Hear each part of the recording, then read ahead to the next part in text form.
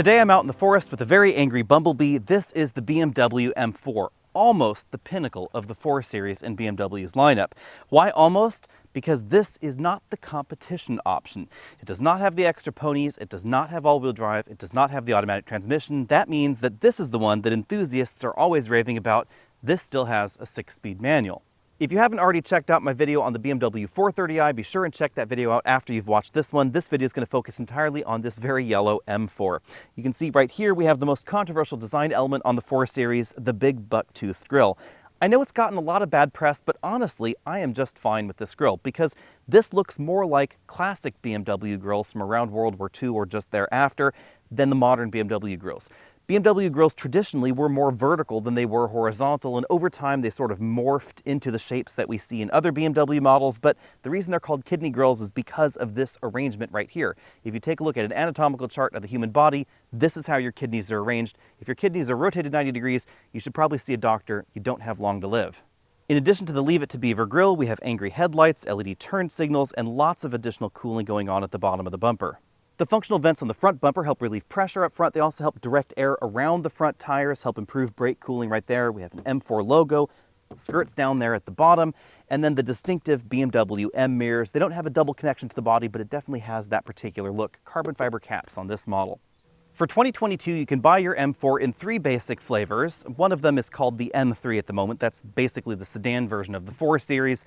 But to add a little bit of extra confusion, we're also seeing spy shots right now of an upcoming BMW M4 Grand Coupe, which is the sedan version of the M4, although theoretically the sedan version of the M4 is also the BMW 3 Series. You can get this in coupe or convertible with the 4 Series logo right back there at the moment.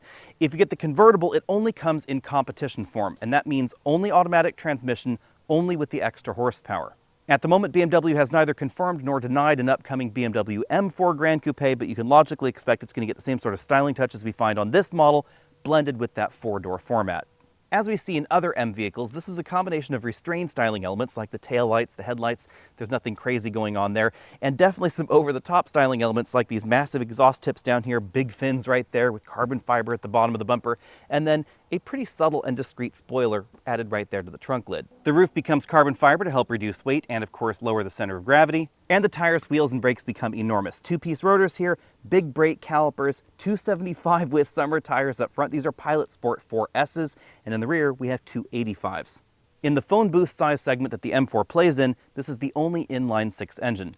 It's mated by default to a manual transmission if you get the coupe, an automatic transmission if you get the convertible. Selecting the option box for the 8-speed automatic transmission allows the addition of all-wheel drive on the M4. It's basically the same system that we've seen in the BMW M5, where it's a strongly rear power-biased all-wheel drive system that'll give you a little bit of extra security in inclement weather and also help improve your launch time. That's definitely a reason that you might want to get it.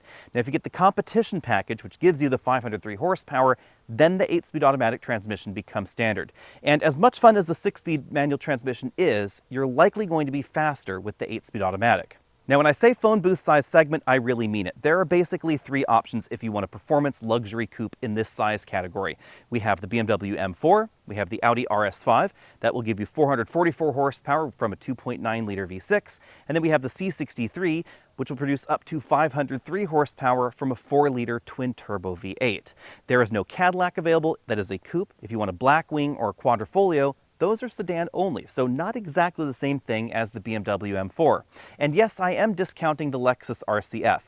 It gets a very similar string of changes to the vehicle that I'm right next to. It also has body modifications, available carbon fiber bits, it has a torque vectoring rear axle, but it has a 5-liter naturally aspirated V8 engine, and it produces less horsepower than this, but most importantly, due to the weight of the vehicle, the way the engine produces its power, and the way that Lexus has chosen to tune the transmission and everything else about the vehicle, it's just not in the same category anymore as the C63 or the RS5 or the BMW M4.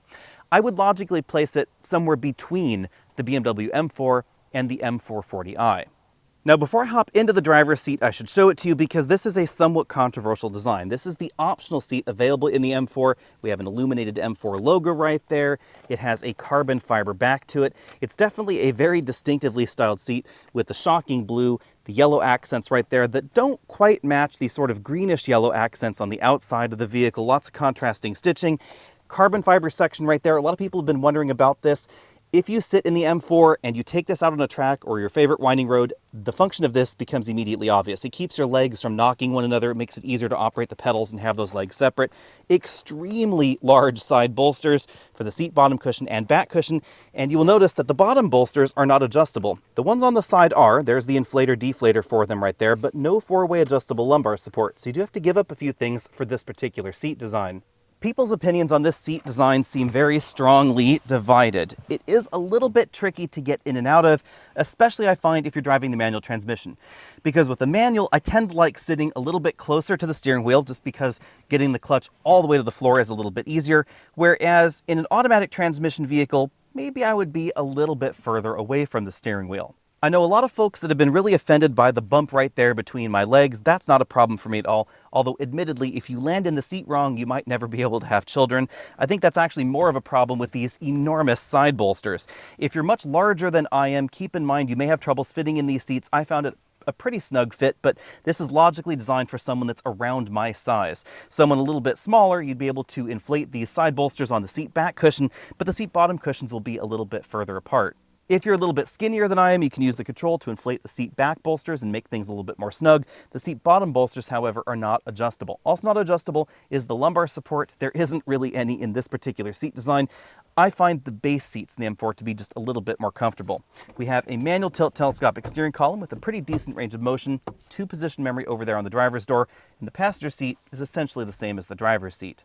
The M4 is theoretically a 4-seater, so let's go ahead and give that a whirl. If I pull that bit of webbing to cause the front seats to tilt forward, they will automatically slide out of the way.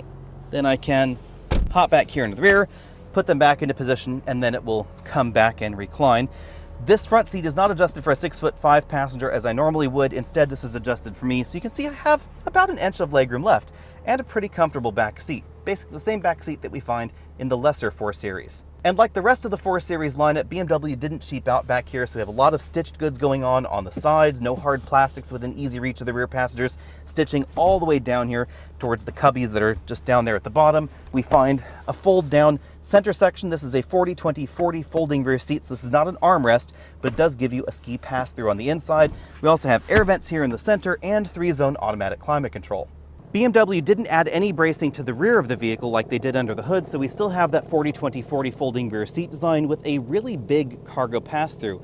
This trunk in the 4 Series Coupe or convertible is really practical. That's one of the things that I love about the 4 Series. There's definitely a lot of room, but there's nothing under the floor, so no spare tire at all. Now let's go for a spin around the interior. We have a fabric headliner, no moonroof or anything right there. Lots of headroom, as you can see. The roof dishes back up there so that way the rear passengers get a little bit more room. And from this angle, you can really see how much blue is in this interior. The rear seat area has way more blue than up front.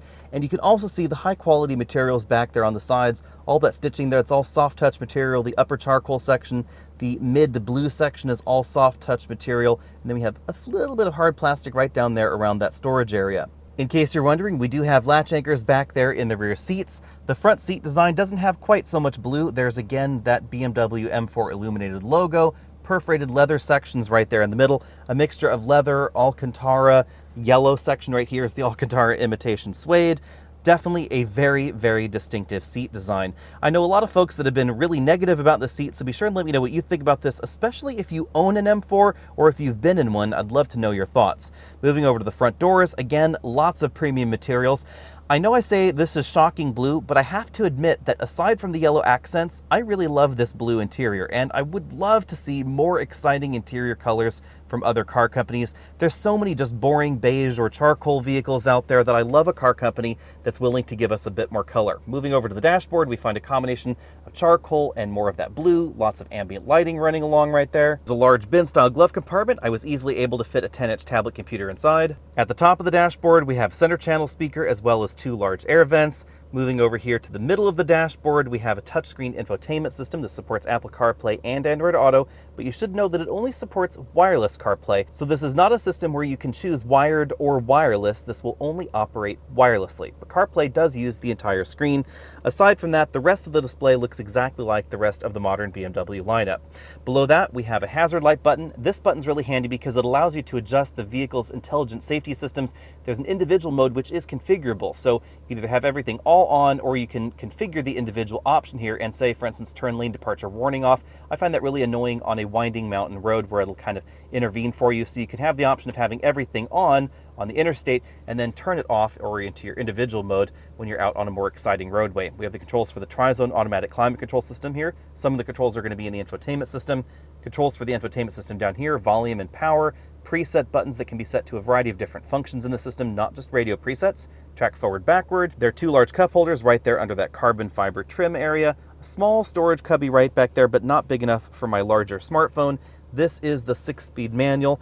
While I'm complaining about things or commenting on things, I will say that reverse over to the left and then up is not my favorite place for reverse. I prefer it all the way over to the right and then down. Let me know what you think about that. Other than that, I love this manual transmission. It has a really great feel to it. It's not rubbery at all. Aside from reverse to first being sort of like that, that's my only real complaint with this particular transmission. Parking sensors, this also controls the backup camera, auto start stop disable, engine start stop.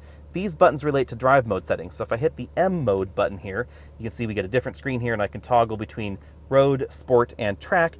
If I hit the setup button, which is this top one, then we get a screen where we can adjust the various features of the vehicle a little bit more granularly. So engine, gear shift assistant that basically blips the throttle for you, chassis, steering, brakes, and the M traction control. Really cool touch here is the way that this is adjustable. So if I were to turn the DSC completely off here, so pause for a moment while I do that. There we go, DSC is off. There's a M drift analyzer, which is really cool. And then over here, we can change the amount of M traction control that we get. Really granular control over that traction control system all the way up to 10. Going back to the button bank, we have a button to make the exhaust louder or quieter, that traction control disable button, electric parking brake, and the controller for the infotainment system. As you can see, lots of carbon fiber trim. Between the front seats, we have a large padded center armrest, again, more blue leather going on there that reveals a moderately sized storage compartment. Remember, the transmission lives right there under the center console. On the driver's side, we find a full LCD instrument cluster. I know a number of people that are not exactly thrilled with this LCD, so let me know what you think about it. Personally, I love a disco dash. If we engage or disengage the M mode, you can see that the theme of the dashboard changes there a little bit. And large and central is the gear position, which is really nice. I love the fact that this is a very quick and responsive gear readout. That's really handy for me, at least. Let me know what you think about that. If I press this BC button over here on the steering wheel, then we can toggle through some of the auxiliary screens that are going to be displayed over there on the right side. And if I disable the M mode, then those options are displayed inside the tachometer. The steering wheel has a very traditional design. It's thickly rimmed, softly padded, leather wrapped, pretty traditional sport grips up there, nothing fancy, no crazy series of grips going on here, and no flat bottom like we find in some sport steering wheels out there. We don't have any paddle shifters because, of course, this is the manual transmission model. If you've got the automatic, you'd find them on the back of the steering wheel, but we do have these little M buttons here. If I engage the M mode, you'll notice that a few things happen. You can actually program them in the system as to what exactly these M mode buttons change. If you want to adjust the suspension, the throttle mapping, and even the way the all-wheel drive system functions, if you get that option at the press of a button, you can do that, and then you can disable it by pressing the button again. On this side, we have volume up, down. You can use this to scroll through tracks using the heads-up display or track forward, backward, voice command button, phone button over there, and then controls for the cruise control system over here on the left side. First, let's get the 0 to 60 numbers out of the way. According to BMW, this model should go 0 to 60 in 4.1 seconds. I'm not a professional driver. I got 4.2 seconds out of this vehicle, so very clearly BMW is pessimistic about the 0 to 60 times. That's something that we're getting used to, of course, because BMW does that in pretty much everything. According to them, the competition model will do 0 to 60 in 3.8 seconds with the 8-speed automatic transmission. A lot of that does have to do with the automatic transmission, and of course we all know that competition model will be even faster than that.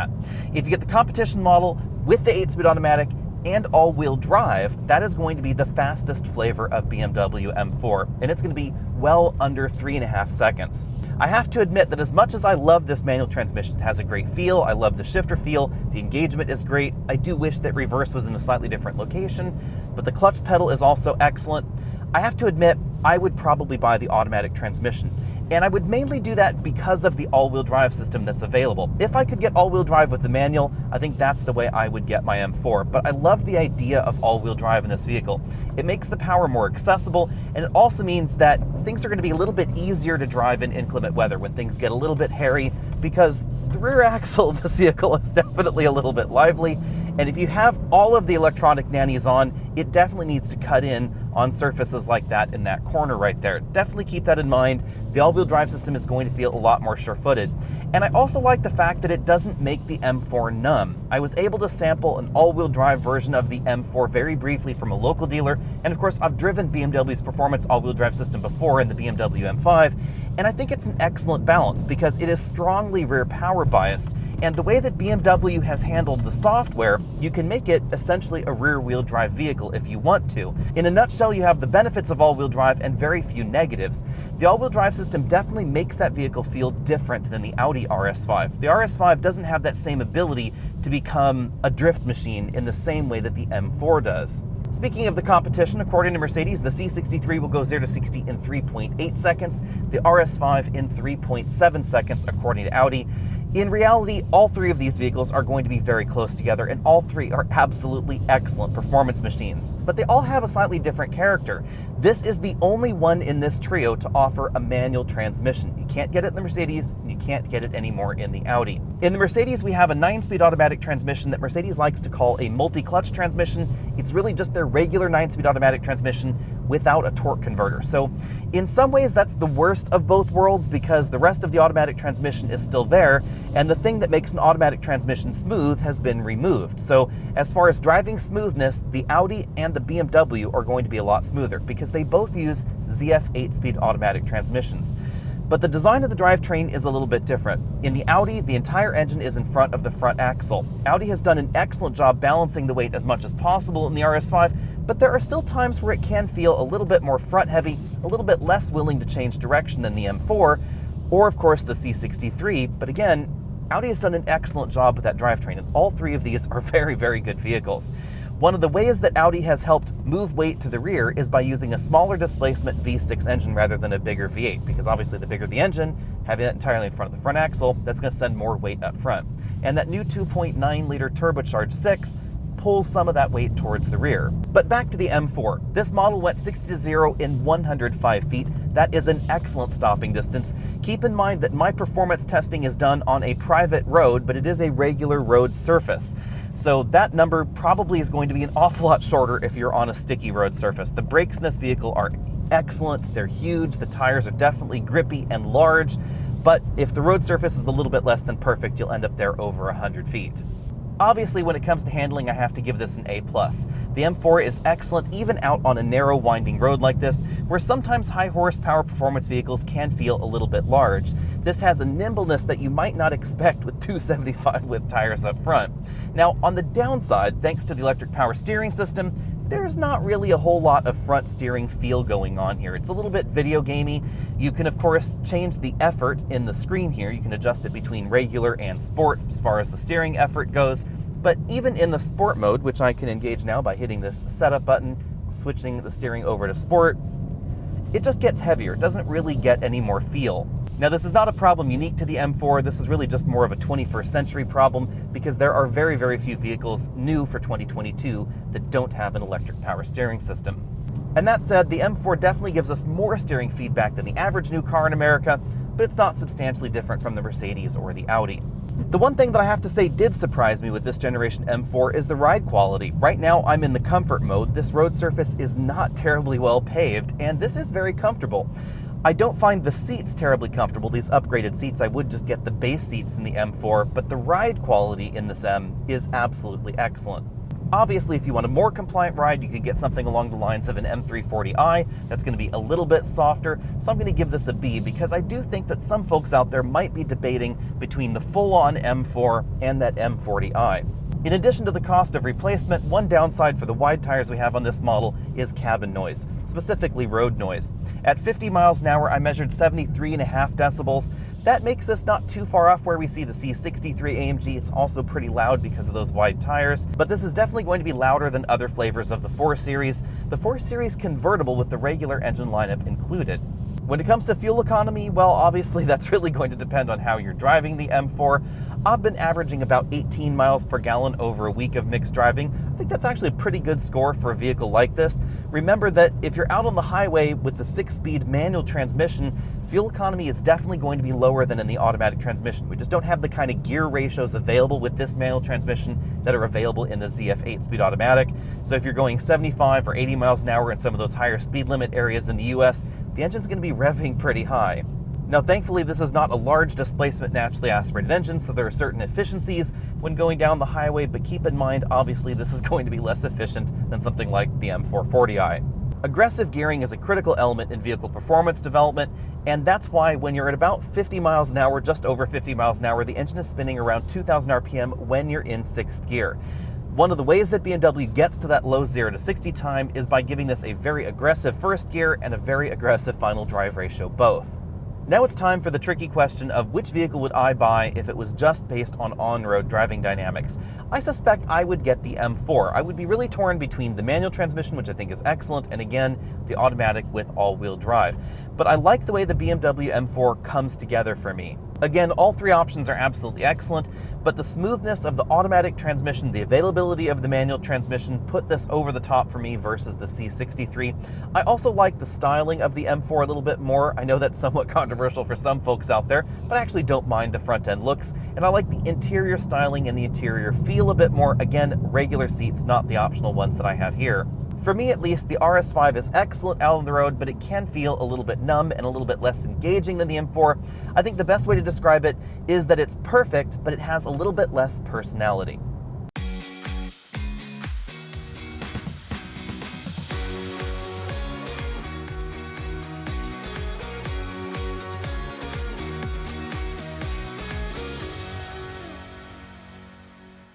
Now let's run quickly through the pricing. The base M4 is going to set you back $71,800. That will get you 0 to 60 in 4.1 seconds. If you want to go 0 to 60 in 3.8 seconds, that's going to be $74,700 for the competition. If you want to go 0 to 60 in 3.4 seconds, that's going to be $78,800 for the competition with all-wheel drive. All-wheel drive may offend some of the purists out there, but it is definitely going to make the M4 the fastest M4 ever. Now, the most direct competitor to the M4 has to be the Mercedes-Benz C63, but you should know that the C63 is due for a replacement. If you're interested in the C63 that's on your screen right now, you may already be too late because Mercedes has announced that some of their V8 vehicles won't be as available as they were in the past, and the C63 again is due for a replacement. We've already seen the spy shots for it. If you want a twin-turbo V8, act fast because the next generation C63 is apparently going to be some sort of hybridized 2-liter turbo. But back to this C63. Right now it starts at $70,650, or if you want the C63S, that starts at $78,250. The engine exhaust note is one entire reason in itself to buy the C63. It is absolutely glorious. The Mercedes-Benz 4-liter V8 sounds really great inside and outside the vehicle. It is a really, really good engine. Now on the downside, that engine is paired to the Mercedes 9-speed MCT transmission. This is Mercedes speak for an automatic transmission with a clutch instead of a torque converter. Multi-clutch transmission is not a dual clutch transmission. A traditional automatic transmission already has clutches inside, several of them, and then they have an additional clutch because it replaces the torque converter, and then Mercedes calls it a multi-clutch transmission. So it is not related at all to a dual clutch transmission. The MCT shifts a little bit slower than some DCTs, a little bit faster than others, but it's not quite as smooth as a traditional dual clutch automatic transmission. Another thing to know is that you cannot get all-wheel drive on the C63 at the moment. I would expect the next generation C-AMG to have that particular feature, but for now, C63 is rear-wheel drive only. Next up, we have the Audi RS5 that starts at $75,900. Obviously, that's a direct competitor to the M4 as well. But the Audi is a little bit different. The RS5 has a slightly different weight balance. Some people may actually like it and some people may not. Personally, front-heavy weight biases make the car a little bit more predictable. I don't mind them that much, but if you're really interested in the purity of driving, then you should know that the RS5 has all-wheel drive standard, there's no rear-wheel drive version, and it is going to carry more weight on the front axle. And that's because the entire 2.9-liter engine sits in front of the front axle in the RS5, just as it does in every Audi. That's all down to the design of the Audi Quattro system. Now, the transmission itself is basically the same 8-speed that we find in the BMW. It's just that the transmission has also been combined with the front differential unit. So ZF still makes the Audi 8-speed automatic transmission in this vehicle. When it comes to design, I do like the way the RS5 looks. I actually like its look a little bit more than the current generation BMW M4, and I'm not specifically talking about the beaver-toothed front grille on the BMW. I just think the lines work a little bit better on the RS5. When it comes to the interior, however, I like the interior of the BMW, just not the seats in the performance model that I was driving. The seats that are optional in the M4, I would just skip unless I think you're a masochist or something. Just the shape of the seat, not very comfortable. The big hump right there between your legs was not a horribly comfortable seat.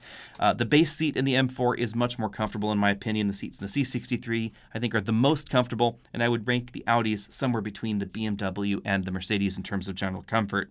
Now, if I were buying one of these vehicles today, assuming that all three of them were available, which one would I get? I have to say I would be really torn between the BMW M4, probably the one with all-wheel drive, and likely the convertible at $86,300, because if you're going to have a fast, fun car, why not have it topless? Now, the M4 convertible obviously is not going to be as dynamic as the regular M4, and it's not going to offer a manual transmission, which is a bit of a bummer. But I think I would give up all of that for the topless nature and the faster 0 to 60 time. The convertible M4 is probably going to be faster than the base M4 because it has all-wheel drive standard, and of course it has the automatic transmission standard. It's also available only in competition form for 2022, at least in the United States. In other world markets, things are a little bit different in the BMW lineup. I do love the Audi RS5. I think I would be really torn between the two, but I would probably end up getting that BMW. Let me know what you think about all that down there in the comment section below. And if you're wondering why I didn't talk too much about the Lexus RCF, that's because the RCF in its current form is not really the most direct competitor to these vehicles. 0 to 60 wise, the RCF is a little bit more like the C43 or the BMW M440i. But it does have the body modifications, things like the carbon fiber roof, extra flares, etc., that we find in vehicles like the M4 and the C63, but the performance is not quite there. I do love the purity of the RCF, however. If I were buying a vehicle for track use, depending on exactly what kind of track use you were doing, the RCF might be my vehicle of choice. The steering is better than the steering in the M4 in my opinion. I love the torque vectoring rear axle. I love the sound of the naturally aspirated V8 engine, but it just doesn't have the power that we find in the M4 or the C63. And in daily driving, when you're driving one of these vehicles on the road, that's really, I think, what a lot of people are going to be interested in, is that 0 to 60 performance, the bragging rights associated with it. Even if you're not able to use it out on public roads, I think that's what a lot of people are interested in. Let me know what you feel about that down there as well. And in the meantime, find me over at facebook.com/AlexNautos, Instagram, all those other social places, and I'll see everybody next week.